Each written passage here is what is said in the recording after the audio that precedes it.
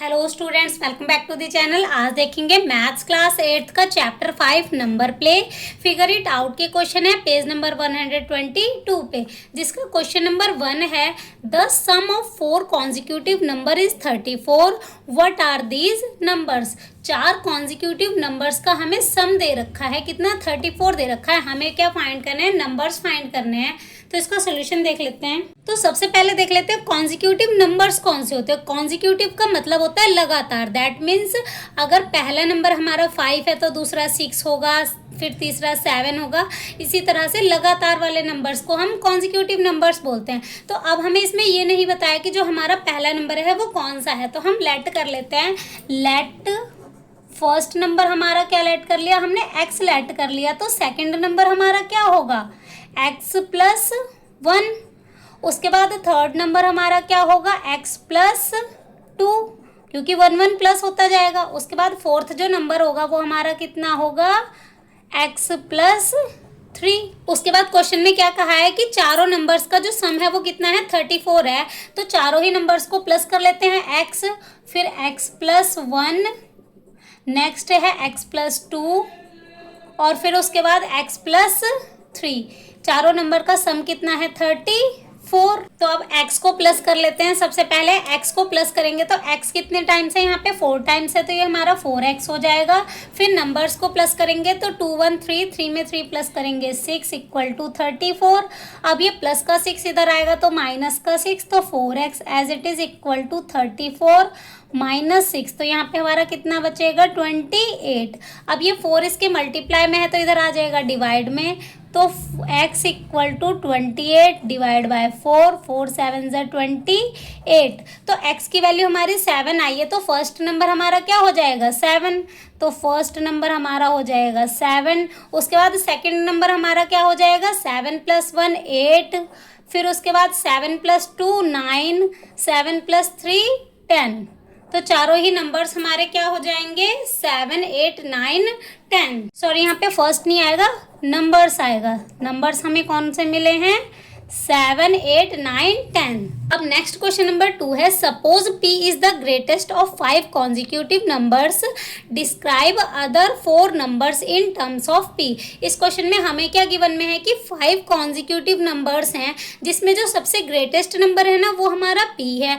हमें क्या फाइंड करना है, अदर 4 नंबर्स फाइंड करने हैं इन टर्म्स ऑफ p। तो अगर हमारा सबसे ग्रेटेस्ट नंबर p है तो उससे पिछला जो नंबर होगा एक कम होगा, क्योंकि लगातार वाले हैं। तो नेक्स्ट हमारा हो जाएगा p माइनस 1।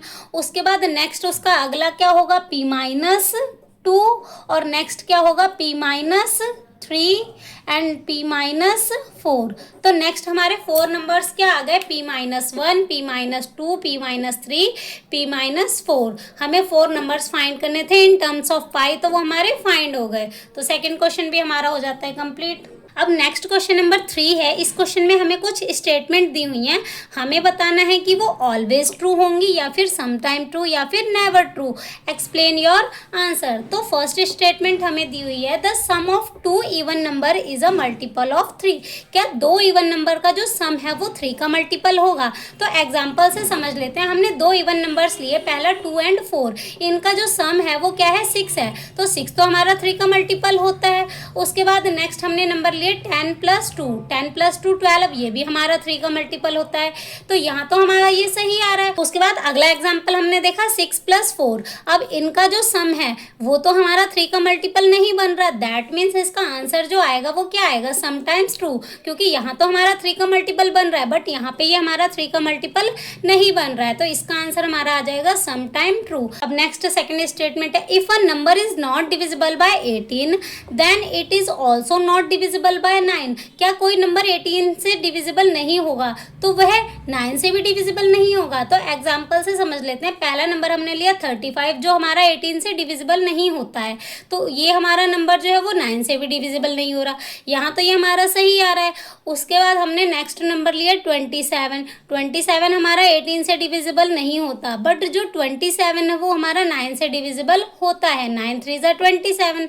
तो यहाँ पे भी हमारा आंसर क्या आ जाएगा, समटाइम्स समटाइम्स ट्रू। यहाँ पे तो हमारा ट्रू है बट यहाँ पे हमारा फॉल्स बन रहा है, तो यहाँ पे हमारा आ जाएगा समटाइम्स ट्रू। अब नेक्स्ट थर्ड पार्ट है, if two number is not divisible by 6 then their sum is not divisible by 6। क्या कोई दो नंबर्स जो 6 से डिविजिबल नहीं होते तो उनका सम जो है वो भी डिविजिबल नहीं होगा 6 से।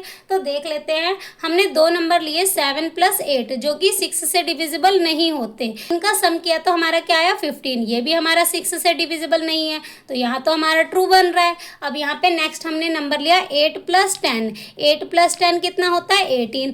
18 तो हमारा 6 से डिविजिबल होता है, तो यहाँ पे तो हमारा फॉल्स बन रहा है। दैट मीन्स इसका भी आंसर हमारा क्या आ जाएगा समटाइम ट्रू, क्योंकि यहाँ पे तो हमारा डिविजिबल नहीं हो रहा बट यहाँ पे हमारा डिविजिबल हो रहा है, तो आंसर में आ जाएगा समटाइम्स ट्रू। अब नेक्स्ट फोर्थ स्टेटमेंट है, if the sum of multiple of 6 and multiple of 9 is a multiple of 3। क्या कोई 6 का एंड 9 के मल्टीपल का जो सम है वो 3 का मल्टीपल होगा। तो एग्जांपल देख लेते हैं, 6 का मल्टीपल हमने लिया 6 एंड 9 का मल्टीपल लिया 9, इनका सम करा तो कितना आया 15 आया, तो 15 तो हमारा 3 का मल्टीपल होता है। उसके बाद अगला एग्जाम्पल देख लेते हैं, 12 हमारा 6 का मल्टीपल है और 9 का मल्टीपल 18 लिया, इनका सम किया तो कितना आ रहा है 30 आ रहा है, तो 30 भी हमारा 3 का मल्टीपल होता है। दैट मीन्स इसका आंसर हमारा क्या आ जाएगा ऑलवेज ट्रू। अगर हम 6 एंड 9 के मल्टीपल का सम करेंगे तो वो 3 का मल्टीपल भी होगा, तो आंसर में हमारा क्या आ जाएगा ऑलवेज, ये हमेशा सही होगा। अब नेक्स्ट फिफ्थ पार्ट है, the sum of multiple of 6 and multiple of 3। अगर 6 एंड 3 के मल्टीपल का सम किया जाए तो क्या वह 9 का मल्टीपल भी होगा। तो एग्जांपल देख लेते हैं, 6 का मल्टीपल लिया एंड 3 का मल्टीपल लिया, इनका सम किया तो क्या आ रहा है 9 आ रहा है, तो ये तो हमारा मल्टीपल बन रहा है 9 का। उसके बाद नेक्स्ट एग्जांपल देखा, 12 + 6, ये हमारा 6 का मल्टीपल है और ये हमारा 3 का मल्टीपल है, इनका जो सम आ रहा है वो भी हमारा 9 का मल्टीपल है, तो यहाँ तो हमारा ट्रू बन रहा है। अब अगला देख लेते हैं, सबसे पहले 6 का मल्टीपल लिया 12, 3 का मल्टीपल लिया 9, इनका सम किया तो क्या आया 21। 21 तो हमारा 9 का मल्टीपल नहीं होता, नॉट डिविजिबल बाय 9, तो ये हमारा 9 का मल्टीपल नहीं है। उसके बाद हमने लिया 6 का मल्टीपल 18 एंड 3 का मल्टीपल 12, इनका सम किया तो हमारा आ रहा है 30। 30 भी हमारा 9 का मल्टीपल नहीं होता, नॉट डिविजिबल बाय 9, तो इसका भी आंसर हमारा क्या आ जाएगा समटाइम ट्रू। अब नेक्स्ट क्वेश्चन नंबर 4 है, find a few numbers that leave a remainder of 2 when divided by 3 and a remainder of 2 when divided by 4. Write an algebraic expression to describe all such numbers. इस question में हमें क्या बताने हैं, कुछ ऐसे numbers बताने हैं जिन्हें हम 4 एंड 3 दोनों से डिवाइड करें तो हमारा रिमाइंडर क्या बचना चाहिए 2 बचना चाहिए। दैट मीन्स ऐसे नंबर्स बताने हैं जिन्हें हमें 3 एंड 4 दोनों से डिवाइड करें तो जो हमारा रिमाइंडर है वो कितना बचना चाहिए 2 बचना चाहिए। तो सबसे पहले हम क्या करेंगे, 3 एंड 4 का एलसीएम निकाल लेते हैं। तो एलसीएम ऑफ 3 एंड 4, 3 एंड 4 का एलसीएम निकालेंगे तो हमारा कितना आ जाएगा 12 आ जाएगा। अब जो 12 के मल्टीपल है ना वो 3 से भी डिवाइड होंगे और 4 से भी डिवाइड होंगे। हमें क्या बताना है, वो नंबर्स बताने हैं जिसमें हमारा रिमाइंडर 2 बचना चाहिए। तो इसकी अलजेब्रिक एक्सप्रेशन कैसे बनेगी, अलजेब्रिक एक्सप्रेशन बना लेते हैं। अलजेब्रिक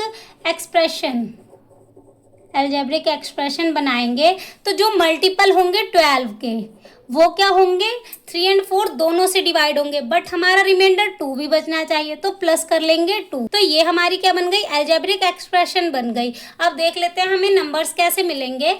अब इसमें वैल्यू पुट कर लेते हैं, 12 इंटू एम की वैल्यू 1 पुट करेंगे प्लस 2, तो नंबर हमारा क्या मिल जाएगा 12 1 12 प्लस 2 14। तो पहला नंबर हमारा क्या मिल गया 14। अब दूसरा देख लेते हैं, 12 इंटू एम की वैल्यू 2 पुट करेंगे प्लस 2, 12 2 24, 24 में 2 प्लस करेंगे तो कितना आ जाएगा 26। तो दूसरा नंबर हमें क्या मिल गया 26। अब नेक्स्ट 12 इंटू 3 प्लस 2, 12 3 36, 36 में 2 प्लस करेंगे 38। तो अब ये जो हमें नंबर्स मिले हैं अगर हम इन्हें 3 एंड 4 से डिवाइड करेंगे तो हमारा रिमाइंडर क्या बचेगा 2 बचेगा। तो क्वेश्चन नंबर 4 हमारा कंप्लीट हो गया। इसके आगे के क्वेश्चन देखेंगे नेक्स्ट वीडियो में। Thank you.